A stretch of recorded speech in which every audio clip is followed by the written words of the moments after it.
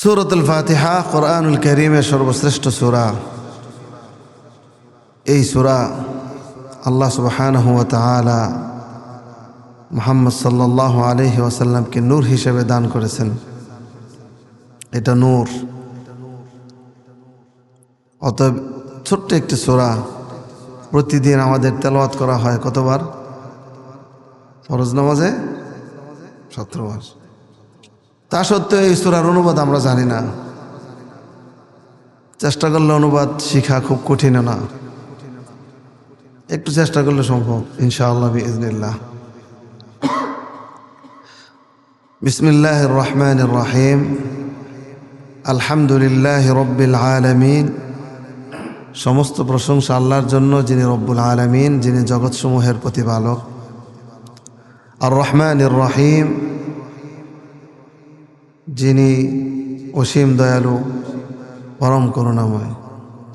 মালিকি ইয়াউমিদ্দিন, যিনি কর্মফল দিবসের মালিক। এই তিনটা আয়াতের পরে সূরাতুল ফাতিহায় আমরা পড়ি। এরপরের আয়াত হচ্ছে ইয়্যাকা না'বুদু ওয়া ইয়্যাকা নাস্তাঈন। আল্লাহ, আমরা শুধু তোমারই ইবাদত করি এবং তোমার কাছে সাহায্য চাই। এই কথাটা হচ্ছে এখনকার দাবি। যিনি রব্বুল আলামিন, যিনি আর রহমানুর রহিম, যিনি মালিকি ইয়াউমিদ্দিন, এই কথাগুলো যে বিশ্বাস করে তার উপর এখন দায়িত্ব হয়ে যায় শুধু আল্লাহর ইবাদত করা। আল্লাহর ইবাদত করার বাইরে তাদের আর কোনো কাজ নেই। আল্লাহর ইবাদত করতে হবে। তো আমরা তখন কি বলি? ইয়্যাকা না'বুদু ওয়া ইয়্যাকা নাস্তাঈন। মানে আল্লাহ, আমরা তোমারই ইবাদত করি আর তোমার কাছে সাহায্য চাই।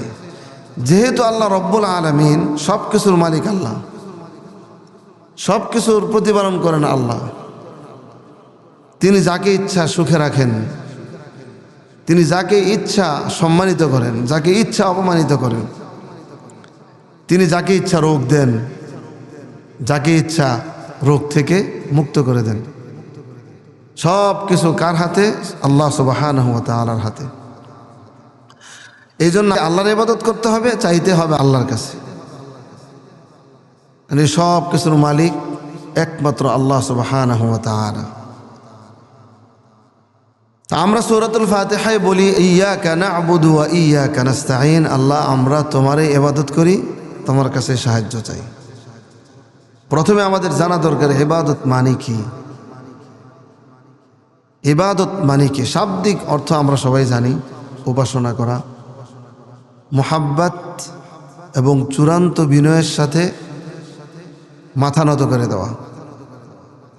ইবাদত হচ্ছে এমন এক শব্দ, ইবনু তাইমিয়া রাহিমাহুল্লাহু তাআলা বলেছেন, ইসমুন জামিউন লিকুল্লি মা ইউহিব্বুহুল্লাহু ওয়া ইয়ারদাহু মিনাল আকওয়ালি ওয়াল আ'মালি আয-যাহিরা ওয়াল বাতিনা।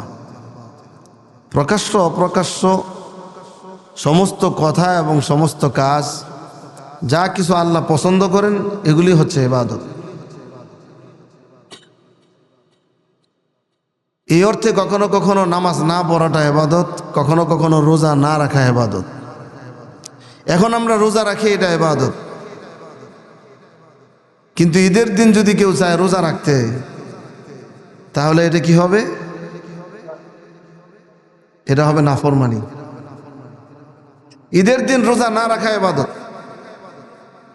রমাদানে এখন রোজা রাখা ইবাদত, ঈদের দিন রোজা না রাখা ইবাদত। তো ইবাদত হলো আল্লাহর বিধান পালন করা, আল্লাহর ইচ্ছায় চলা, আল্লাহর মর্জিতে চলা, এটাই হচ্ছে ইবাদত। এখন যদি আমরা ধরে নিই যে রোজাটাই ইবাদত, তাহলে তো ঈদের দিন রোজা রাখলে ইবাদত হওয়ার কথা হবে না। কেন? কারণ ঈদের দিন রোজা না রাখা বিধান আল্লাহ তাআলা দিয়েছেন। তো ঈদের দিন রোজা না রাখা ইবাদত, এখন ইবাদত, রোজা রাখা ইবাদত। ঠিক তেমনিভাবে নামাজ ইবাদত। কিন্তু কখনো কখনো নামাজ না পড়া ইবাদত। যেমন সূর্য যখন ঠিক মাথার উপরে থাকে তখন নামাজ না পড়া ইবাদত। মহিলাদের যখন মাসিক রূপটা আসে ওই রোগের সময়, মহিলাদের মাসিকের সময় রোজা, নামাজ না পড়া ইবাদত। তাহলে ইবাদতের অর্থ কি? এক কথায় ইবাদত হলো যেই কথায় কাজে আল্লাহ খুশি হন সেগুলো করাই ইবাদত। যেই কথা এবং যেই কাজে আল্লাহ খুশি হন, আল্লাহর মর্জি আছে, আল্লাহর ইচ্ছা আছে, করলে আল্লাহ খুশি হন, সেইটা হচ্ছে ইবাদত। নামাজ ইবাদত, কখনো পড়া ইবাদত, কখনো ছেড়ে দেওয়া ইবাদত। রোজা ইবাদত, রোজা পালন করা ইবাদত, আবার কখনো রোজা ছেড়ে দেওয়া ইবাদত। কারণ তখন রোজা না রাখা হচ্ছে আল্লাহর সন্তুষ্টির কারণ। দুই ঈদের মধ্যে এবং কুরবানি ঈদের পরে 3 দিন, এই 5 দিন রোজা রাখা কি হারাম। এই 5 দিন রোজা রাখা হারাম। তখন রোজা রাখলে আল্লাহ সন্তুষ্ট হবেন। এই ব্যাখ্যাটা আমাদের অনেকেরই জানা নেই, যে কোন কাজে কখন আল্লাহ খুশি হন এটা আমরা বুঝি না। না জানার কারণে আমরা অনেক ভুল করি। যেমন বাড়িতে যদি স্বামী থাকে, তাহলে স্ত্রী যদি নফল রোজা রাখতে চায়, তাহলে স্বামীর অনুমতি লাগবে। কেন? স্বামী যদি অনুমতি না দেয় তাহলে তার রোজা না রাখাটাই ইবাদত। এটাই হচ্ছে বিধান। কখনো কখনো মুস্তাহাব আমলের চাইতে, একটা আমলের চাইতে অন্য আমলের ইবাদতের পাওয়ার বেশি থাকে, ফজিলত বেশি থাকে। একটা আমলের চাইতে আরেকটা আমলের ফজিলত বেশি থাকে। এখন আপনার ঘরে যদি একজন অসুস্থ থাকে, অসুস্থ ব্যক্তি, তার সেবা করার প্রয়োজন, সে তার পানির দরকার বা তার যে কোনো প্রয়োজন আছে, আপনি ঘরে তার প্রয়োজন মিটাই দিলেন না, তাকে সাহায্য করলেন না, আপনি শুধু তাহাজ্জুদের নামাজ পড়তেই আছেন, তাহলে আপনার এটা সঠিক হবে না। আপনার সঠিক হবে তাকে সেবা করা। তা আমরা বলি ইয়্যাকা না'বুদু ওয়া ইয়্যাকা নাস্তাঈন, আল্লাহ আমরা তোমারই ইবাদত করতেছি আর তোমার কাছে সাহায্য চাই। আমরা যে বলি যে আল্লাহ তোমার কাছে সাহায্য চাই নামাজের মধ্যে, কিন্তু বাস্তবতা ভিন্ন হয়। আমরা আমাদের নিজেদের প্রয়োজনে অনেক কিছুই মানুষের কাছে চাই। যে আল্লাহর কাছেই চাইতে হয়, অন্য কারোর কাছে চাওয়া যাবে না। তবে দুনিয়ার বিষয়ে মানুষের কাছে চাওয়া যায়, সৃষ্টির কাছে চাওয়া যায় 3টা শর্তে। দেওয়ার সামর্থ্য থাকতে হবে, উপস্থিত থাকতে হবে, জীবিত থাকতে হবে। এমন কিছু চাওয়া যাবে না যেটা মানুষের পক্ষে দেওয়া সম্ভব না। এমন কিছু চাইলে শিরিক হবে, যেটার মালিক একমাত্র আল্লাহ, যেটা আল্লাহ ছাড়া কেউ দিতে পারে না। এটা যদি বান্দার কাছে চাওয়া হয় তাহলে কি হবে? শিরিক হবে। যেমন যদি কোনো ব্যক্তির কাছে চাওয়া হয় যে আপনি আমাকে জান্নাতের ব্যবস্থাটা করে দিন বা জাহান্নাম থেকে আমরা মুক্ত করে দিন, তাহলে কি হবে? শিরিক হবে। যেমন কেউ কোনো ব্যক্তির কাছে যদি বাচ্চা চায় যে আমার এই উদ্দেশ্যটা আপনি পূরণ করে দেন, এই উদ্দেশ্য পূরণ করতে পারে আল্লাহ, কোনো ব্যক্তি পারে? অর্থাৎ যা বান্দা দিতে পারে এমন কিছু চাইতে হবে। বান্দার পক্ষে যা দেওয়া সম্ভব না এমন কিছু বান্দার কাছে চাওয়া যাবে না। 2 নম্বরে যার কাছে চাওয়া হবে সে অবশ্যই জীবিত থাকতে হবে। মৃত ব্যক্তির কাছে চাওয়া যাবে না। এইটা কেন? এটার কারণ হচ্ছে জীবিত ব্যক্তি দিতে পারবে, সে শুনবে, সে দেওয়ার সক্ষমতা রাখে, কিন্তু মৃত ব্যক্তি তো শুনবেও না আর দেওয়ার সক্ষমতা নাই। আর যদি শুনেও দেওয়ার সক্ষমতা নাই, তাহলে মৃত ব্যক্তির কাছে চাওয়ার মানে হলো এই মৃত ব্যক্তিকে এমন ক্ষমতাবান মনে করা যে সে পারবে, সে এখনো শুনতে পায় বা আমার প্রয়োজন মিটাই দিতে পারবে, তখন এটা শিরিক হবে। 3 নম্বরে অনুপস্থিত ব্যক্তি, জীবিতও আছে, দেওয়ার সক্ষমতাও আছে, কিন্তু উপস্থিত নাই, এমন অনুপস্থিত ব্যক্তির কাছে যদি কোনো কিছু চাওয়া হয় শিরিক হবে। এটা কেন শিরিক হবে? কারণ সে তো আমার সামনে উপস্থিত নাই, সে অনেক দূরে আছে, এমন দূরে, এতটুক দূরে যেখানে থেকে আমার আওয়াজ সে শুনতে পাবে না। আল্লাহ তাআলা আমাদের বোঝার তৌফিক দান করুন। তাহলে ইয়াকা না'বুদু ওয়া ইয়াকা নাস্তাঈন এর অর্থ হলো আল্লাহ তোমার কাছেই তোমার ইবাদত করি এবং তোমার কাছেই সাহায্য চাই। এই কথাটা বুঝে নামাজে তেলাওয়াত করলে নামাজের বাইরেও এটার কিছু প্রভাব পড়বে, আর না বুঝে তেলাওয়াত করলে নামাজের বাইরে এটা প্রভাব পড়বে না। যেহেতু ইবাদত একমাত্র আল্লাহর জন্য হয়, আর ইবাদত কবুল হওয়ার জন্য শর্ত দুইটা। এক নম্বর শর্ত হলো ইখলাস। ইবাদতটা হতে হবে আল্লাহর উদ্দেশ্যে, আল্লাহকে খুশি করার জন্য। নিয়তের মধ্যে কোনো রকম ভেজাল থাকা যাবে না, একমাত্র আল্লাহর সন্তুষ্টি এটাই থাকতে হবে উদ্দেশ্য। অন্য কোনো উদ্দেশ্য যদি এর মধ্যে মিলে তাহলে এটা ভেজাল হয়ে যাবে, সেই ইবাদত কবুল হবে না। দুই নাম্বার হলো ইবাদতটা হতে হবে রাসূল সাল্লাল্লাহু আলাইহি ওয়াসাল্লামের শেখানো তরিকায়। ইখলাস, দ্বিতীয়টা হচ্ছে ইত্তিবা। প্রথমটা ইখলাস, দ্বিতীয়টা ইত্তিবা। ইবাদত কবুল হওয়ার দুই শর্তের মধ্যে প্রথম শর্ত হলো ইখলাস, নিয়ত হবে নির্ভেজাল। দ্বিতীয় শর্ত হলো ইবাদতটা হবে নবীর তরিকায়। রাসূলুল্লাহ সাল্লাল্লাহু আলাইহি ওয়াসাল্লামের তরিকার বাইরে ইবাদত আল্লাহ গ্রহণ করবেন না, কবুল করবেন না। বোঝানোর জন্য বলি, যেমন আজান আমরা স্টপ করি কোন জায়গায়? লা ইলাহা ইল্লাল্লাহ, এই জায়গায় আমরা আজান শেষ করি। আর লা ইলাহা ইল্লাল্লাহু মুহাম্মাদুর রাসূলুল্লাহ, এই কালিমাটা আমাদের খুব প্রিয় কালিমা। এখন যদি আমরা ভাবি যে এইটুকার বাদ দিব কেন, নামাজের আজানটা এত সুন্দর একটা আজান, আজানের পরে লা ইলাহা ইল্লাল্লাহ বলে শেষ না করা মুহাম্মাদুর রাসূলুল্লাহ এটার সাথে মিলাই নেই, ভালো না খারাপ? লা ইলাহা ইল্লাল্লাহ আজান শেষ হয়, আর আমরা যে কালিমা পড়ি আমরা যা লা ইলাহা ইল্লাল্লাহু মুহাম্মাদুর রাসূলুল্লাহ, তাই না? এখন যদি মুয়াজ্জিন সাহেব লা ইলাহা ইল্লাল্লাহর পরে মুহাম্মাদুর রাসূলুল্লাহ মিলাই দেয়, ভালো না খারাপ? মুহাম্মাদুর রাসূলুল্লাহ কথাটা ভালো না খারাপ? কথাটা ভালো না? প্রথমে বললাম লা ইলাহা ইল্লাল্লাহ, আল্লাহ ছাড়া কোনো সত্য ইলাহ নাই, মুহাম্মদ সাল্লাল্লাহু আলাইহি সাল্লাম আল্লাহর রাসূল, তাহলে এটা পুরো হইল, সুন্দর হইল না? তাওহীদ রিসালাত একসাথে হইল। এখন আমরা শেষ করি কোথায়? আজানটা শেষ করি কোথায়?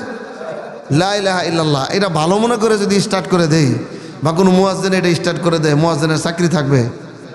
কেন থাকবে না? বিষয়টা তো ভালো। তো ভালো হইল রাসূল সাল্লাল্লাহু আলাইহি ওয়াসাল্লাম আমাদেরকে যেভাবে শিখাইছেন এই তরিকা এটা না, এটা তরিকা না। মাগরিবের নামাজ আমরা কয় রাকাত পড়ি? 3 রাকাত। এশার নামাজ কয় রাকাত পড়ি? এখন যদি আমরা ভাবি 1 রাকাত কমাইলে আর 1 রাকাত বাড়াইয়া পড়ে, মাগরিবের নামাজ যদি আমরা 1 রাকাত বাড়াইয়া পড়ি, ছাড়লাম না তো, বাড়াইলাম, পড়লাম, ছাড়লাম না, কি করলাম? পড়লাম। তো পড়লে বেশি পড়লাম না, ভালো না খারাপ? ভালা। কেমনে ভালো হইল? এই ভালোটা হইতে গিয়ে নামাজ টিকবে? এই নামাজ আল্লাহর কাছে গ্রহণযোগ্য হবে? নবীর তরিকার বাইরে হয়েছে। তাহলে আপনি ইবাদত বেশি করলেই হবে না, আপনার তরিকা মতো করতে হবে।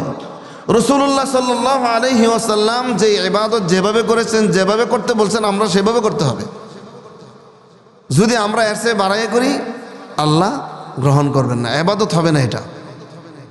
তাহলে আমরা যে সূরাতুল ফাতিহার মধ্যে তেলাওয়াত করি ইয়াকা না'বুদু ওয়া ইয়াকা নাস্তাঈন, আল্লাহ আমরা শুধু তোমারই ইবাদত করি এবং তোমার কাছে সাহায্য চাই, এই দুইটা বিষয় যখন আসে এই বিষয়গুলো মাথায় রাখতে হবে যে ইবাদত কি এবং আল্লাহর কাছেই চাওয়া। কেন আল্লাহর কাছে চাওয়া? সব কিছুর মালিক আল্লাহ, আর সব কিছু আল্লাহই দেন, আল্লাহর কাছেই চাইতে হয়, আল্লাহর বাইরে কারোর কাছে চাওয়া যাবে না। এরপর আমরা যেটা তেলাওয়াত করি ইহদিনাস সিরাতাল মুস্তাকিম, ইহদিনাস সিরাতাল মুস্তাকিম, আল্লাহ আপনি আমাদেরকে সিরাতাল মুস্তাকিম দান করেন বা সিরাতাল মুস্তাকিম দেখায় দেন। এখানে একটা বিষয় হচ্ছে হেদায়েত শব্দের অর্থ কি? হেদায়েত 2 প্রকার। আরবি শব্দের, আরবিতে হেদায়েতের পরে হিদায়া এই শব্দের পরে যদি ইলা আসে তাহলে অর্থ হয় হচ্ছে রাস্তা দেখায় দেওয়া, আর যদি ইলা না আসে তাহলে অর্থ হয় রাস্তা শুধু দেখায় দেওয়া না, তার লক্ষ্যে পৌঁছায় দেওয়া। দুইটা কিন্তু এক না।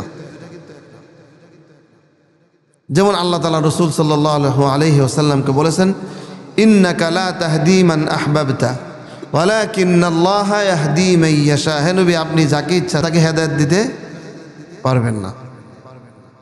আবার অন্য আয়াতে আল্লাহ বলেছেন ওয়া ইন্নাকা লাতাহদি ইলা সিরাতিম মুস্তাকিম, যা আপনি মানুষকে হেদায়েত দেন সিরাতুল মুস্তাকিমের দিকে।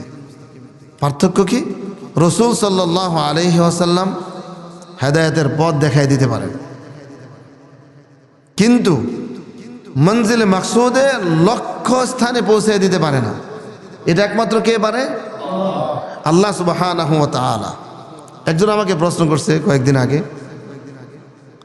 যে যদি ইহদিনাস সিরাতাল মুস্তাকিমের অর্থ এটা হয় যে আল্লাহ তুমি সিরাতুল মুস্তাকিম দেখায় দাও, সঠিক পথ বাতলায় দাও, সঠিক পথ প্রদর্শন করে দাও, এইটা তো আল্লাহ তাআলা সঠিক পথ তো প্রদর্শন করেই দিয়েছেন, সেটা হচ্ছে কোরআন, সেটা হচ্ছে ইসলাম। তো বারবার এটা চাওয়ার আর মানে কি? তাহলে আর দরকার কি এটা চাওয়া? না চাইলেও পারা যায়। কি বলেন? ইহদিনাস সিরাতাল মুস্তাকিমের অর্থ যদি শুধু এইটাই হয় যে শুধু পথ দেখাই দেন, তাহলে আল্লাহ তো পথ দেখাইছেন, তো এখন তো আর এই দোয়ার প্রয়োজন হয় না। তাফসিরে চমৎকার এর ব্যাখ্যা আসছে যে না, শুধু এটার অর্থ এটা না, বরং বান্দা যখন বলবে ইহদিনাস সিরাতাল মুস্তাকিম, তখন তার উদ্দেশ্য এটা থাকবে এবং এটার অর্থ হচ্ছে এটা যে আল্লাহ তুমি শুধু রাস্তা দেখাইবা না, তুমি তো রাস্তা দেখাইবা, রাস্তা দেখানোর পরে ওই রাস্তায় চলে তোমাকে সন্তুষ্ট করার জন্য যেখানে পৌঁছতে হয় সেই জায়গায় তুমি আমাদেরকে পৌঁছায় দিও। এই তো আজীবন করতে হবে যে আল্লাহ তুমি আমাদেরকে লক্ষ্যস্থানে পৌঁছায় দিও। আমাদের যে উদ্দেশ্য কি? আল্লাহকে সন্তুষ্ট করা, জান্নাতের অধিবাসী হওয়া। তো জান্নাতের অধিবাসী হইতে হলে আর আল্লাহকে সন্তুষ্ট করতে হলে যে আল্লাহ আল্লাহ রসুল যদি পথ দেখাই দেন, আমরা যদি আল্লাহ শুধু তুমি পথ দেখাই দাও, তো পথ দেখাইছে কোরআন আমাদের পথ, কিন্তু কোরআন মানলাম না। সোজা পথ দেখাই দিলাম, আমি আপনাকে জিজ্ঞেস করলাম জাঙ্গালিয়া যাবো কিভাবে, বললেন এই যে এইভাবে যান, কিন্তু আপনি কি করলেন?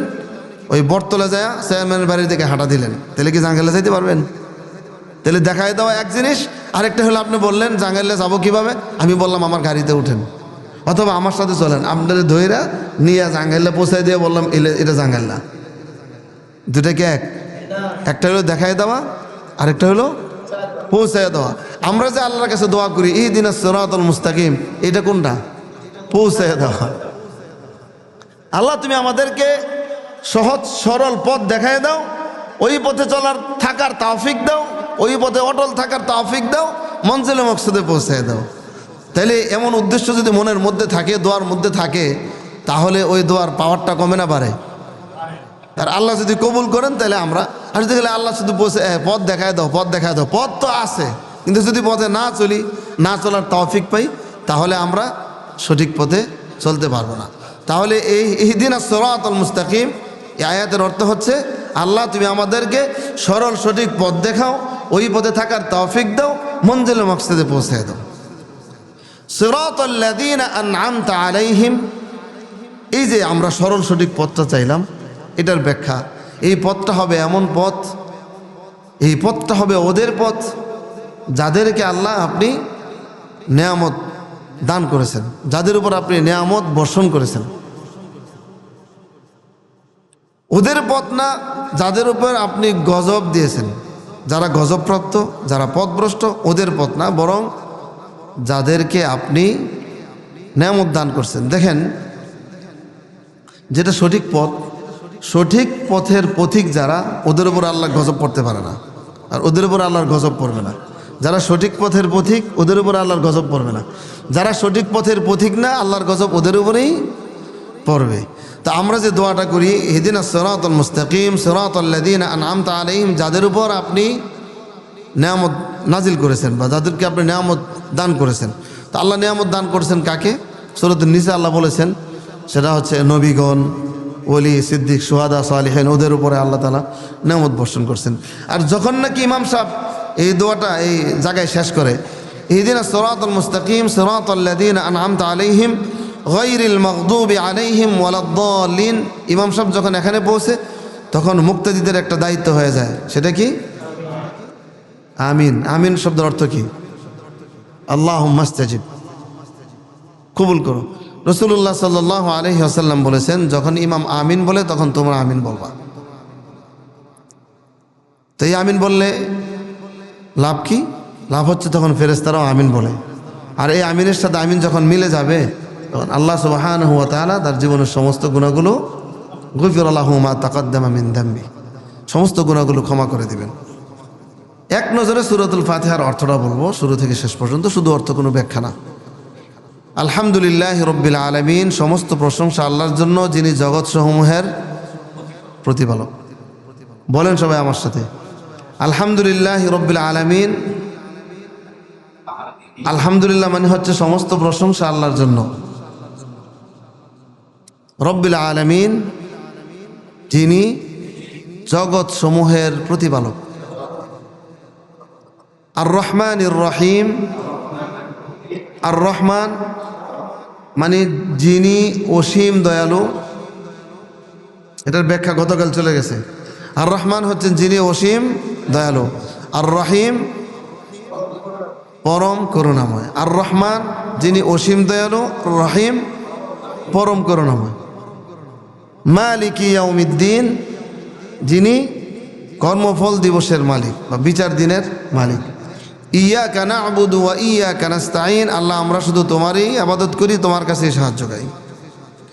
ইহদিনাস সিরাতাল মুস্তাকিম, আল্লাহ আমাদেরকে সহজ সরল পথ দেখাও, সহজ সরল পথ দেখাও, এই পথে থাকার তৌফিক দাও, মঞ্জিলে মকসদে পৌঁছে দাও। সিরাতাল্লাযীনা আন'আমতা আলাইহিম, ওই সহজ সরল পথ যেই পথে পথিকদের উপরে আপনি আপনার রহমত, আপনার নেয়ামত দান করেছেন। গায়রিল মাগদুবি আলাইহিম ওয়ালাদ-দাল্লিন, ওদের পথ নয় যাদের উপর আপনার গজব পড়েছে বা আপনার পক্ষ থেকে গজবপ্রাপ্ত যারা এবং যারা পথভ্রষ্ট তাদের পথ নয়। এরপরে বলবো আমিন, আল্লাহ তুমি কবুল করো। বুঝে আসছে?